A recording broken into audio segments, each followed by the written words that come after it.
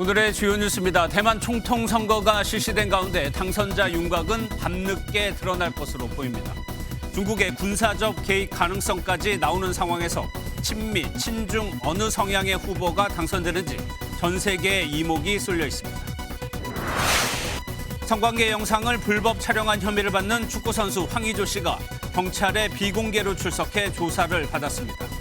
황 씨는 촬영은 했다고 인정했지만 상대가 동의한 것이라며 혐의를 부인한 것으로 전해졌습니다. 북한이 남북 간 민간 교류를 담당해온 북측 단체들을 모두 정리하기로 했습니다. 대남용 라디오 평양방송 송출도 중단했는데 대남 투쟁 원칙과 방향을 새로 정립하려는 것으로 풀이됩니다. 휘청하고 포근한 주말을 맞아 겨울 축제장에는 많은 사람들의 발길이 이어졌습니다. 내일은 전국 대부분 지역에 비나 눈이 온 뒤에 밤부터는 기온이 뚝 떨어지겠습니다. 여러분 안녕하십니까? 우리를 비롯해 미중 관계에 상당한 영향을 미칠 대만 총통 선거 투표가 끝났습니다. 지금은 2시간 넘게 개표가 진행되고 있습니다. 친미 후보냐 아니면 친중 후보냐 선거 결과에 세계의 관심이 쏠리고 있습니다. 첫 소식은 박유영 기자가 보도합니다. 올해 70여 개국에서 진행되는 선거 대장정의 첫 주자를 대만이 맡았습니다. 현지 시간 오전 8시부터 대만 전역에서 시작된 총통 선거는 오후 4시에 종료됐습니다. 친미 성향인 민주진보당의 집권 연장이냐, 친중 국민당의 8년 만의 정권 탈환이냐, 아니면 민생을 앞세운 민중당의 깜짝 승리냐. 주사위는 이미 던져졌습니다. 因为这个是台湾得来不易的民主，我们都应该要珍惜民主，踊跃投票。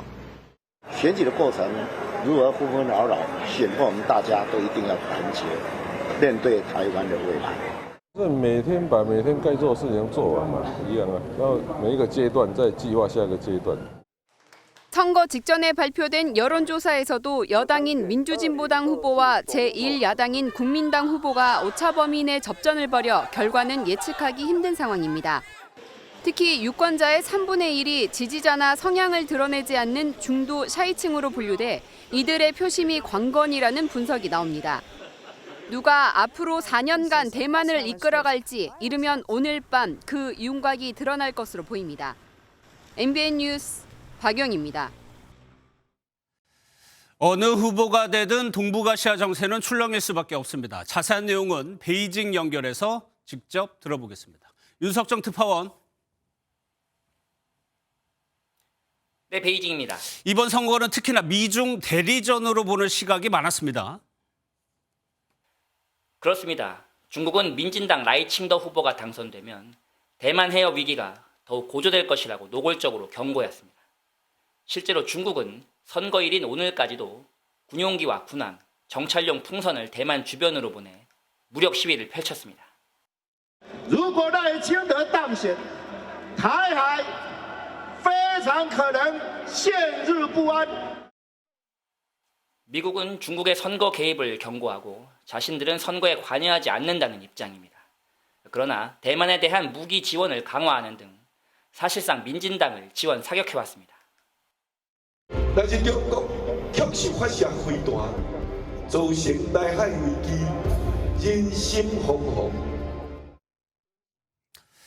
누가 되든 국제 정세가 흔들릴 텐데 후보별로 한번 예상을 해볼까요? 네, 먼저 독립 노선의 라이칭더 후보가 승리한다면 중국은 대만에 대한 군사적, 경제적 압박의 수위를 더욱 높일 것으로 보입니다. 또 미국이 대만 해협에 대한 영향력을 키우려고 한다면 미중 관계 역시 경랑에 휩싸일 수밖에 없습니다. 반대로 친중 국민당이 정권 교체에 성공하면 중국의 군사적 위협은 낮아지고 민진당 정부 시절 단절됐던 경제적 협력도 다시 시작할 것으로 보입니다.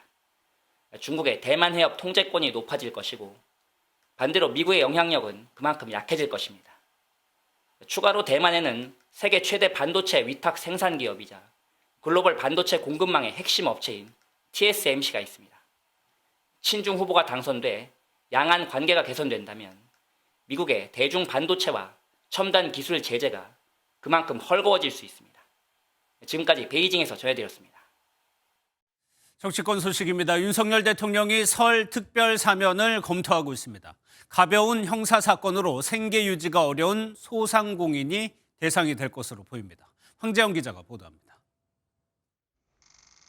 윤석열 대통령이 다음 달 설 명절을 맞아 취임 이후 4번째 특별 사면을 검토 중입니다. 가벼운 형사 사건으로 생계 유지가 어려워진 소상공인과 서민이 주요 대상입니다.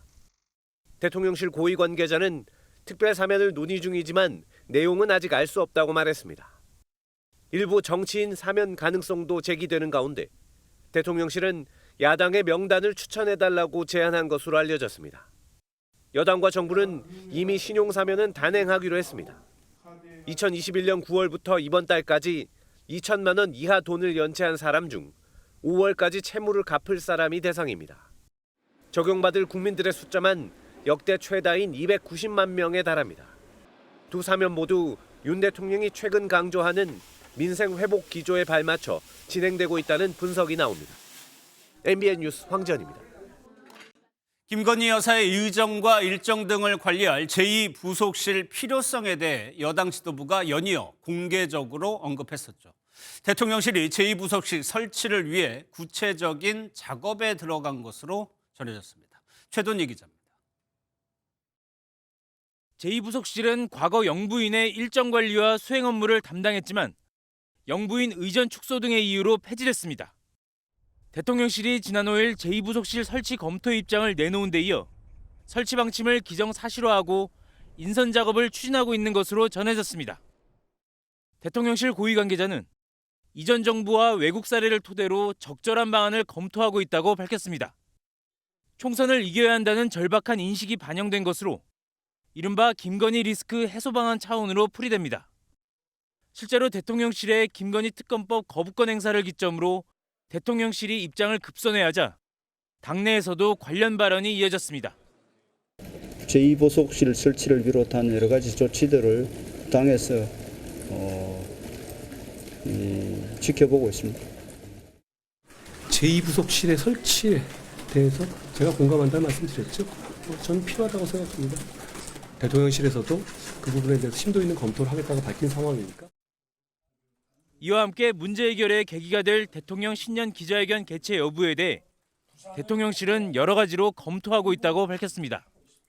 MBN 뉴스 최돈입니다. 국민의힘은 다음 주부터 본격적인 공천 심사를 시작합니다. 공천을 받기 위해 후보자들이 윤심을 앞세워 이른바 윤심파리에 나설 거라는 우려가 상당합니다. 여권에서 장난치는 사람을 엄중히 관리할 것이라며 이를 대통령이 지켜보고 있다는 경고가 나왔습니다. 정태진 기자가 보도합니다.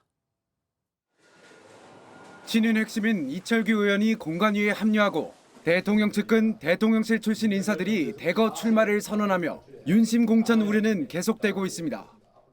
이런 상황에서 내가 친윤이라며 윤석열 대통령과 연을 강조하는 이들을 향한 경고 메시지가 나오고 있습니다. 윤 대통령과 당 사정을 잘 아는 한 여권 핵심 관계자는 MBN과의 통화에서 대통령 이름을 팔아 장난치는 사람들을 엄중하게 관리할 것, 대통령도 지켜보고 있다고 전했습니다. 한동훈 위원장과 지도부도 같은 메시지를 연일 강조하고 있습니다. 지금 당을 이끌고 있는 것은 접니다. 설득력 있는 공천, 공정한 공천을 할 것이란 원칙과 기준을 세워서 국민의 눈높이에 맞는 이기는 공천을 하겠습니다. 흔들림 없이 국민만 보고.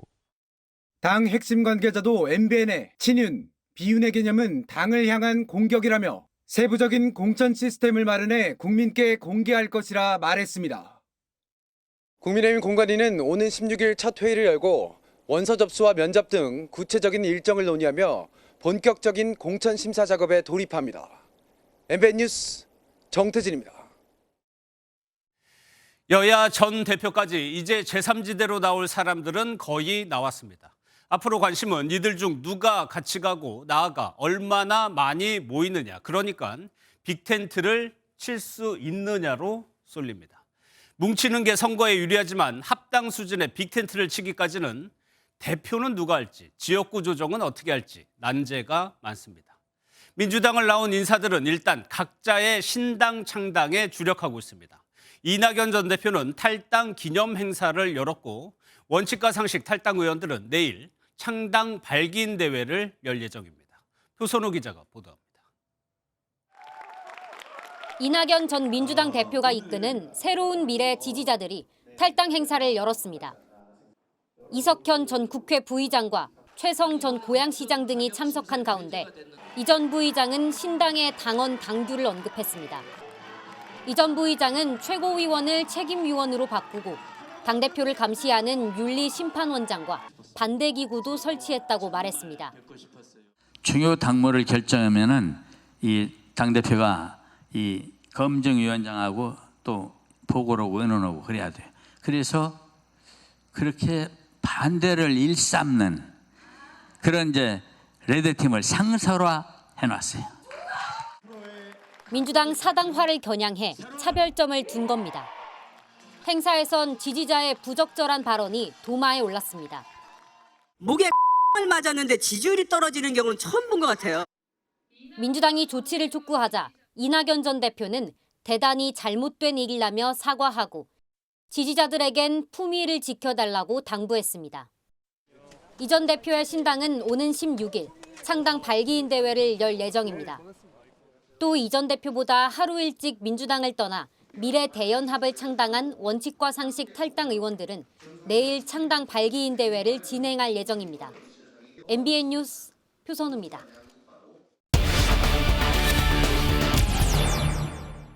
제3지대 현재 상황과 앞으로 이들의 연대 시점 등을 서정표 국회반장과 짚어보도록 하겠습니다. 어서 오세요. 예. 안녕하세요. 제3지대라는 곳에 여러 세력, 여러 사람들이 현재 있습니다. 정리부터 한번 해볼까요? 네, 현재 제3지대 세력은 크게 5곳입니다. 예.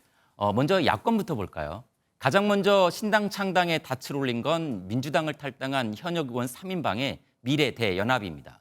내일 창당 발기인 대회를 열기로 공식화했는데요. 새로운 미래를 향한 가치와 비전을 분명히 세우고 이 가치와 비전에 동의하거나 함께할 수 있는 사람과 세력을 연합시키는 게. 네, 여기에 이낙연 전 대표의 가칭 새로운 미래는 오는 16일 창당 발기인 대회를 열기로 했습니다. 야권의 이 두 세력이 가장 먼저 연대할 가능성이 일단 커 보입니다. 예, 제3지대의 큰 축이 이준석 신당인데 앞서 얘기한 야권과 결합할 수 있느냐, 시기는 어떻게 되느냐 궁금한 게 많은데 네, 어떻습니까? 그렇습니다. 야권에서 세력을 키운 이낙연 전 대표가 여권 이준석 전 대표의 개혁신당과 연대할 가능성이 바로 그 두 번째 수순입니다. 여기에 중도층 표심을 공략하고 있는 금태섭 전 의원의 새로운 선택, 그리고 양향자 의원의 한국의 희망이 가세하면 제3지대 5곳의 연대가 완성되는 겁니다. 네, 그렇다면 이제 시점은 언제냐, 그게 중요한데 그렇죠. 설 연휴를 전후해서 구체화된 연대 움직임이 나타날 것으로 보이고요. 이낙연 전 대표는 오늘 MBN과의 통화에서 청년 정치를 상징하는 이준석 전 대표와 이 세대 통합의 모델이 될 수 있다고 강조했습니다. 예. 연대의 가능성을 크게 열어둔 건데요. 다만 시점에는 말을 아꼈는데 이 제3지대 플랫폼이 되겠다며 창당 배경을 선언한 미래대연합의 이원욱 의원에게 그 시점을 물어봤습니다. 예. 이낙연 대표나 이준석 대표, 그다음에 양양자 의원, 금태섭 의원을 포함한 제 정당, 그리고 추가로 탈당을 생각하고 있는 여러 의원들이 다 모여서 구정전에 창당하는 것을 목표로.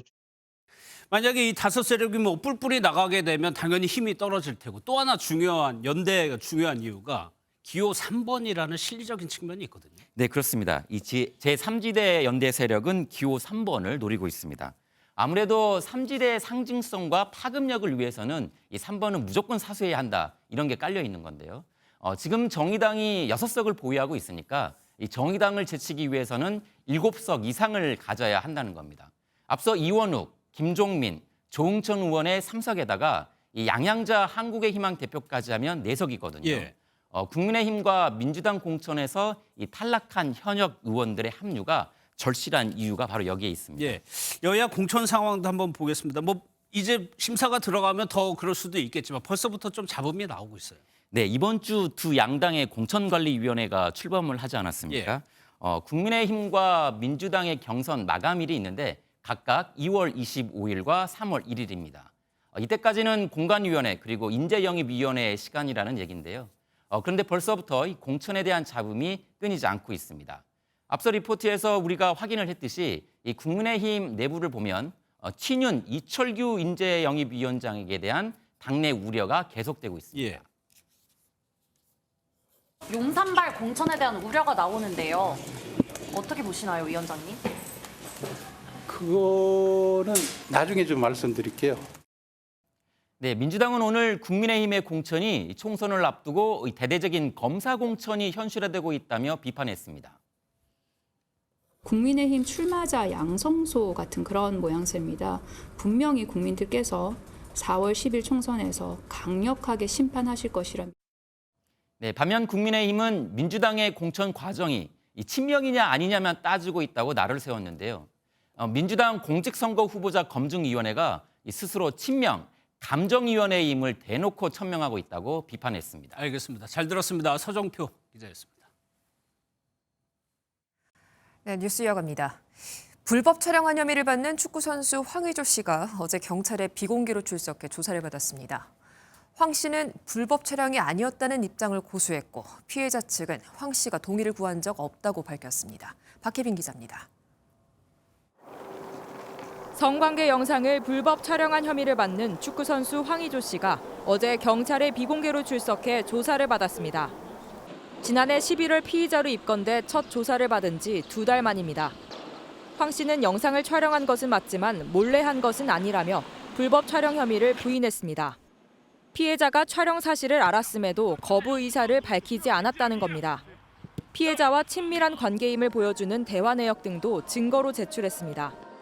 황 씨 측 변호인은 입장문을 통해 황 씨가 사용하던 전자기기를 모두 포렌식했지만 어떤 불법 촬영 영상도 발견되지 않았다고 밝혔습니다. 피해자 측은 반박했습니다. 피해자 측 변호인은 사전에 동의를 구했다면 그런 사실을 유추할 대화가 있어야 하지 않겠느냐며 황 씨가 촬영 동의를 구한 적이 없다고 밝혔습니다. 황 씨가 찍은 영상을 SNS에 올린 혐의를 받고 있는 황 씨의 형수는 지난해 11월 구속돼 재판을 받고 있습니다. 경찰은 황 씨가 제출한 증거 자료와 진술을 토대로 추가 소환을 검토합니다. MBN 뉴스 박혜빈입니다. 오늘 많은 분들이 분노한 소식이 하나 있습니다. 자, 지금 영상 속에서요. 때리는 사람은 10대 고등학생이고요. 맞아서 쓰러지신 바로 이분, 60대 경비원입니다. 영상 속의 학생을 당장 엄벌해야 할 것 같은데 정작 피해 경비원은 처벌을 원치 않는다, 이렇게 밝힌 상황입니다. 그 이유가 무엇인지 저희 취재진이 직접 만나서 들어봤는데요. 윤현지 기자가 전해드립니다. 검은 옷을 입은 학생이 남성을 향해 달려들고 넘어진 남성에게 발길질을 하고 일어나려는 남성을 다시 걷어찹니다. 어제 자정쯤 경기도 남양주시 한 상가에서 10대 A군과 60대 경비원 B씨가 심한 몸싸움을 벌였습니다. 그 사건 일어난 날 우리 작은 손녀딸이 났대. 그러니까 애를 내보내는 게 무서운 거야. 폭행 당시 A군의 친구들이 영상을 촬영해 SNS에 올리면서 누리꾼들의 공분을 샀습니다. 하지만 MBN 취재진이 만난 경비원 B씨는 SNS에 올라간 영상은 편집 왜곡됐다며 처벌을 원치 않는다고 밝혔습니다. B씨는 본인이 학생들을 훈계하는 과정에서 말싸움이 크게 난 것이고 영상에 나오는 폭행 역시 일방적으로 이뤄진 게 아니었다고 설명했습니다. 뉘우치는 것도 분명히 봤고 애들이 그 나쁜 애들은 아니었어요. 심하게 다치지도 않았고. 경찰은 이번 사건을 쌍방폭행으로 보고 조사에 들어갔습니다. MBN 뉴스 윤현지입니다. 어제 한화오션 거제 사업장 폭발 사고로 다친 20대 협력업체 직원이 끝내 숨졌습니다. 그리고 경북 울진의 해안스카이레일 전동차에선 갑자기 연기가 나 운행이 중단되기도 했는데요. 안진우 기자가 전해드립니다. 휘어진 철판이 바닥에 나뒹굽니다. 한화오션 거제 사업장에서 폭발 사고가 난 건 어제 오후 3시 20분쯤입니다. 이 사고로 협력업체 직원 28살 김모 씨가 크게 다쳐 병원으로 옮겨졌지만 숨졌습니다. 사고 조사하고 있어요. 폭발 사고인데 사고 경위는 정확하게.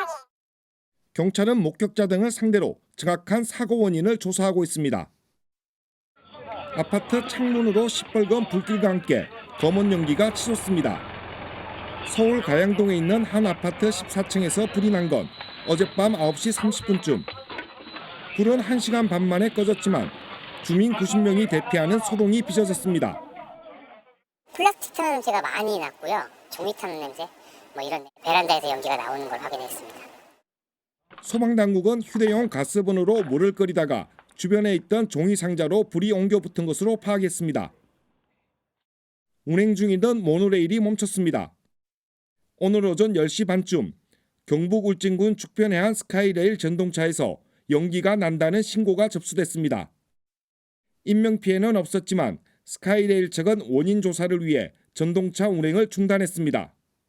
MBN 뉴스 안진우입니다.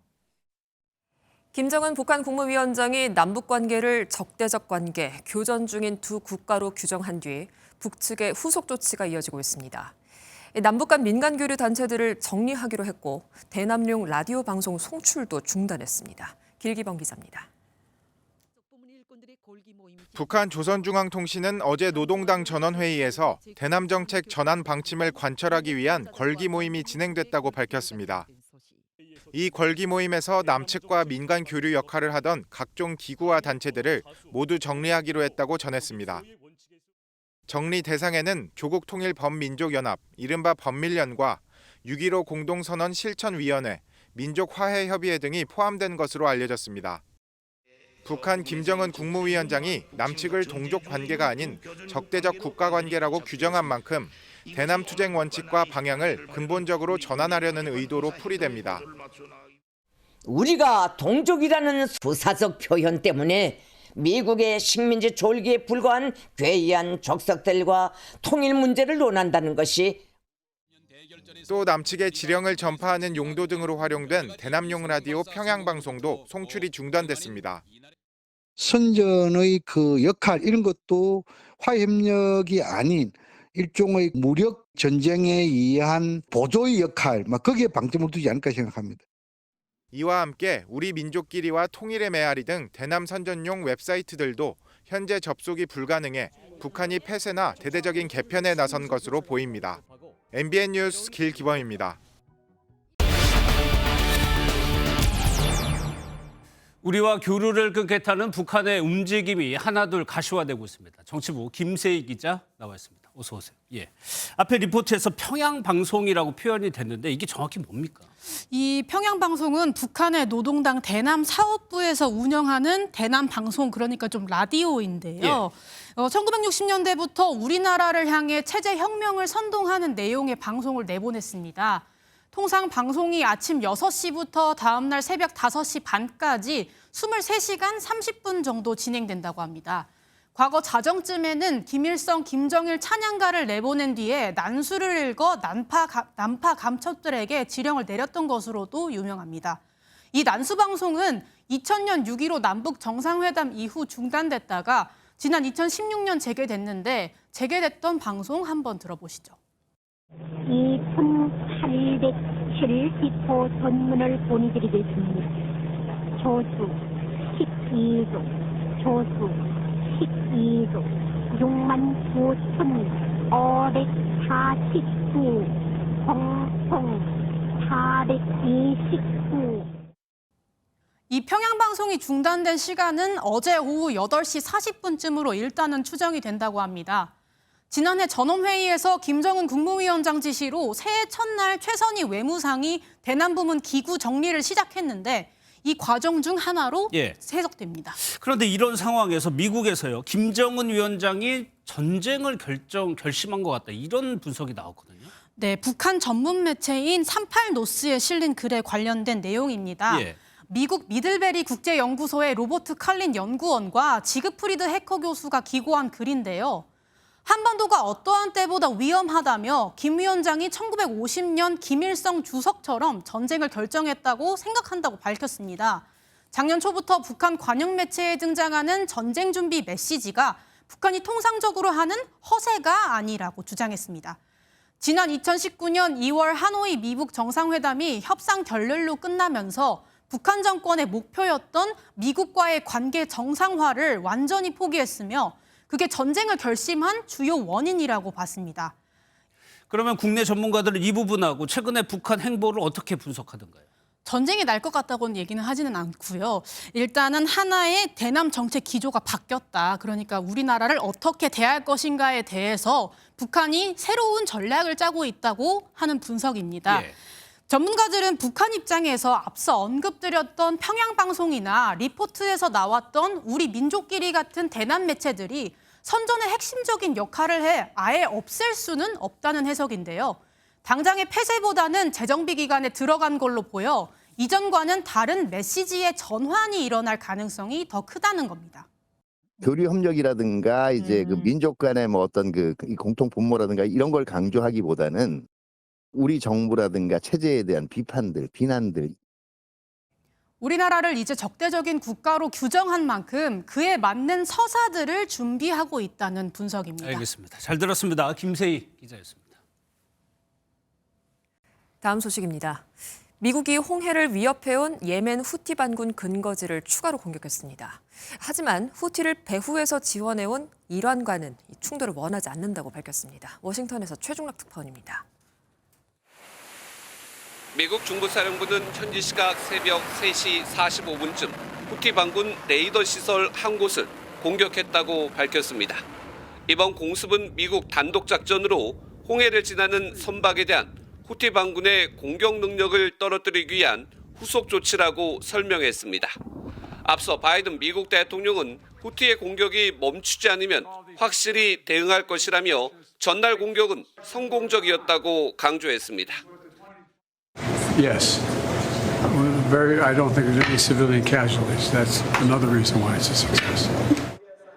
미국은 그러면서 이란이 개입하는 등 사태가 확전으로 번지는 건 원치 않는다는 입장입니다. And again, everything we're doing and everything we're trying to do is to prevent any further escalation. 이런 가운데 미 국방부는 후티 반군이 전날 미국과 영국의 공습에 대한 보복으로 대함 탄도미사일을 발사했다고 전했습니다. 하지만 미사일이 어떤 선박도 맞추지 못했으며 추가 도발 가능성에 대비하고 있습니다. 이처럼 홍해에서 계속된 후티 반군의 공격으로 일부 수송로가 바뀌면서 글로벌 기업들의 부품 공급 차질도 현실화하고 있습니다. 워싱턴에서 MBN 뉴스 최중락입니다. 유명 관광지마다 겨울 축제가 한창 진행되고 있습니다. 낚시 손맛도 느끼고 썰매도 타고요. 오늘 축제 즐기기에 날씨도 참 좋았습니다만 내일부터는 옷깃을 좀 세우셔야겠습니다. 전국에 눈이나 비가 내리고요. 기온도 뚝 떨어진다고 합니다. 장진철 기자입니다. 축제장 문이 열리자 넓은 얼음판이 순식간에 사람들로 가득 찹니다. 산천어 손맛을 기다리는 얼음 낚시터는 빈자리를 찾아볼 수 없습니다. 아직 수확이 없는데 더 해봐야죠. 아직 이제 얼마 안 됐으니까요. 날이 안 추워서 다행이네요. 아주 딱 좋은 날씨인데 잡히기만 하면 될 것 같아요. 반소매와 반바지 차림의 사람들이 물속으로 뛰어듭니다. 도망다니는 산천어 몰이에 추위도 잊었습니다. 꽤 추웠던 아침과 달리 한낮에는 영상의 기온을 보인 데다 이렇게 미세먼지까지 없어 겨울 축제를 즐기기에 그야말로 안성맞춤이었습니다. 도심 속 축제장도 인산인해를 이뤘습니다. 눈썰매 300명에 빠진 사람들은 어른아이 할 것 없이 즐겁습니다. 오늘은 날씨가 좀 따뜻하고 그래서 타기가 너무 좋았는데 이거 한 번 더 타고 싶고 미세먼지가 너무 좋았어요. 내일은 전국에 눈 또는 비 소식이 있습니다. 경기 북부 등 서쪽부터 시작해 오후에는 전국 대부분 지역으로 확대되겠고 강원 산지에는 많게는 7cm 정도 눈이 쌓이겠습니다. 오후 늦게 눈과 비는 그치겠지만 북서쪽에서 찬 공기가 내려와 밤부터 기온이 크게 떨어지겠습니다. MBN 뉴스 장진철입니다. 매년 군 초급 간부 지원이 급감하는 가운데 국방부가 대폭 처우 개선에 나섭니다. 한국토지주택공사와 함께 전후방 접경지역 행복주택을 간부 숙소로 탈바꿈시키고요. 초급 간부 한 사람이 방 하나를 쓰는 등 주거 지원을 하기로 했습니다. 권영범 기자입니다. 지난해 임관한 초급 장교 김지은 씨는 비좁은 1인용 숙소를 동료와 함께 사용하다가 온전한 보금자리를 찾았습니다. 개인 공간 안에 모든 생활 비품이 구비가 되어 있어서 어려움도 없고 아주 여유롭게 생활하고 있습니다. 올해 말까지 군 간부들을 대상으로 임차가 계획된 행복주택 호실 총 686개 가운데 지난해 214개가 입주를 마쳤습니다. 월세가 평균 15만 원 정도라 부담이 적다는 것도 큰 장점입니다. 월세 방이 45만 원 정도였습니다. 관리비도 안 내다 보니까 생활 여건에서 매우 편리한 것 같습니다. 공정기간이 10개월로 신속한 설치가 가능한 모듈러 숙소도 입주를 시작했습니다. 26년까지 부족분을 모두 확보할 계획이며 주거 여건의 획기적인 개선을 위해 지속 노력해 나가겠습니다. 초급 간부 지원율이 해마다 급감하면서 처우 개선이 시급하다는 목소리가 큽니다. 국방부의 전폭적 주거 지원이 지원율을 높이는 데 도움이 될지 주목됩니다. MBN 뉴스 권용범입니다. 이번 세계 최대 가전박람회 CES에선 물을 활용한 우리 기술들이 찬사를 받았습니다. 우리만의 혁신적인 물 기술이 첨단 가전제품으로 탄생한 모습 함께 확인해 보시겠습니다. 미국 라스베이거스 현지에서 김민수 기자가 전해드립니다. 투명한 물 속에 검은 잉크가 퍼집니다. 물통 안으로 기포가 발생하는 물건을 집어넣으니 5분 안에 잉크가 사라지는 게 보입니다. 수산화 이온을 발생시켜서 세제 없이 세탁이 되는 휴대용 세탁기입니다. 전기만 있으면 물속의 세균이나 오염 물질을 제거하는 마법을 부리는 제품도 있습니다. 500ppm이 넘는 오염된 물을 여기 있는 이동식 여과기로 걸러보니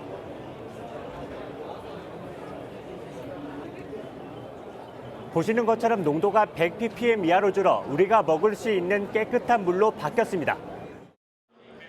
이들 업체를 포함한 국내 19개 업체는 이번 CES 행사장에 차려진 한국수자원공사 부스에 자리 잡았습니다.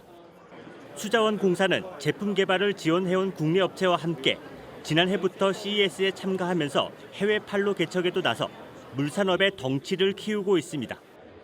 국내 물산업의 전 세계 특허 점유율은 20.1%로 미국을 제외하면 적수가 없는 수준으로 성장했습니다. 초격차를 확보하려면 핵심 기술의 육성과 시장 선점이 매우 중요합니다. 이번 CES 참여를 통해 국내 스타트업의 혁신 기술을 소개함으로써 수출을 견인하고 유니콘 기업으로 성장을 지원할 예정입니다. 이번 CES에 참가한 업체의 제품들 중엔 세계적인 세제 제품 제조기업 P&G의 시험 평가가 진행 중인 곳도 있어 대규모 투자 소식도 기대해 볼 만합니다. 미국 라스베이거스에서 MBN 뉴스 김민수입니다. 최근 국회를 통과한 개식용금지법의 후속 조치가 관심입니다. 전국에 있는 식용견 50만 마리는 어찌할지, 또 농장주의 폐업이나 식당의 업종 전환은 순조롭게 진행될지 여부인데 갈등은 이제부터 시작이란 말이 나오고 있습니다. 손성민 기자입니다. 매년 여름 복날이 되면 몸보신을 위해 개고기를 찾는 사람들이 적지 않았습니다. 옛날서부터 시골에서도 그렇고 우리나라에서는 개고기가 보양식으로 알려져 있기 때문에 그래서 좋다고 하는 거죠. 1988년 서울 올림픽을 계기로 해외에서 한국의 개고기 문화가 논란이 되자 보신탕 판매가 금지됐고 굵직한 국제행사 때마다 해외 동물보호단체들의 항의가 잇따랐습니다. 소나 돼지와 달리 축산물로 분류되지 않아 불법 도살과 함께 위생적으로 문제가 많다는 지적도 끊이지 않았습니다. 하지만 개 식용금지 특별법이 국회를 통과하면서 2027년부터 식용 목적으로 개를 사육하거나 개를 원료로 한 식품의 유통과 판매가 금지됩니다. 이런 보신탕집이란 간판도 앞으로는 찾아보기 힘들어집니다. 개 식용금지 특별법이 공포되면 3개월 내에 운영 현황을 지자체에 신고해야 하고 6개월 내로 폐업이나 업종을 변경하겠다는 계획서를 제출해야 합니다. 반면 개고기 식용 문화는 개인의 취향인데다 업계의 생존권을 침해하는 법률이 정당한 보상과 세부 대책도 마련되지 않았다는 비판을 받고 있습니다. 그럼 단골 고객에 의해서 지금까지 생계를 유지해 왔는데 어느 날 갑자기 그 사람들을 못 먹게 하고 법으로 금지시키는 상황이 돼버리니까. 3년간 유예 기간을 거친다곤 하지만 관련 업주들은 사실상 폐업 통보라는 입장입니다. 할 수 있는 게 뭐가 있어야지 내가 하지. 이거를 몇십 년을 해갖고 딴 걸 할 줄 몰라. 개 식용업계는 폐업 보상으로 개 한 마리당 5년치 수익인 200만 원을 요구하고 있어 최대 4조 원이 필요합니다. 또한 전국의 개 사육 농가에 남아있는 52만 마리의 처리에 대해서도 구체적으로 정해진 것이 없어 안락사될 우려도 큰 만큼 대책이 시급합니다. 정부는 보상이 아닌 지원을 하겠다며 선을 긋고 있는데 개식용업계는 헌법 소원도 불사하겠다는 입장이어서 보상을 둘러싼 갈등은 당분간 이어질 전망입니다. MBN 뉴스 손성민입니다. 유럽연합 EU가 대한항공과 아시아나항공의 합병을 승인할 방침이라는 외신 보도가 나왔습니다. EU의 승인이 공식 발표되면 두 항공사의 합병은 미국과 일본의 최종 판단만 남게 됩니다. 세계기상기구는 산업화 이전인 1850년부터 1900년까지 지구 평균 기온보다 지난 해가 섭씨 1.45도가 높아 역대 최고치를 기록했다고 설명했습니다. 또 지난해 평균 기온은 국제사회가 설정한 지구 온도 상승 제한선에 근접한 수준이라고 평가했습니다. 주말 잘 보내고 계신가요? 오늘 전국이 맑은 가운데 큰 추위도 없어서 활동하기 무난한 하루였습니다. 내일도 서울은 아침과 낮 기온 모두 평년 기온을 웃돌 텐데요. 다만 전국이 흐린 가운데 비나 눈이 내리겠습니다. 오전에 수도권과 강원도를 시작으로 오후에는 그 밖의 지역으로 확대되겠고요. 대부분 지역은 5mm 안팎의 약한 비로 내리겠지만 기온이 낮은 강원 내륙과 산지에는 최고 7cm, 경기 북동부와 제주 산지에도 1cm 안팎의 눈이 내려 쌓이겠습니다. 눈비는 저녁이면 대부분 그치겠습니다. 내일은 전국적으로 바람도 강하게 불겠고요. 강원 북부 동해안은 대기가 건조해 불조심하셔야겠습니다. 내일 중부지방 아침 기온은 서울 영하 1도, 청주는 영하 2도로 출발하겠고 한낮엔 서울 5도, 강릉과 대전은 10도까지 오르겠습니다. 남부지방도 아침에 대부분 영하 2도 안팎으로 출발해서 한낮엔 13도 안팎까지 오르겠고요. 전국적으로 일교차가 크게 벌어지겠습니다. 다음 주 초반에는 서울의 아침 기온이 영하 7도까지 떨어지면서 반짝 추위가 찾아오겠습니다. 날씨였습니다. 네, 오늘 영상 속으로는 소백산 기슭에 늘어선 충북 단양 구인사의 모습을 담았습니다. 하늘에서 바라본 설경 함께 감상하시고요. 편안하게 저녁 시간 보내시기 바랍니다. 고맙습니다.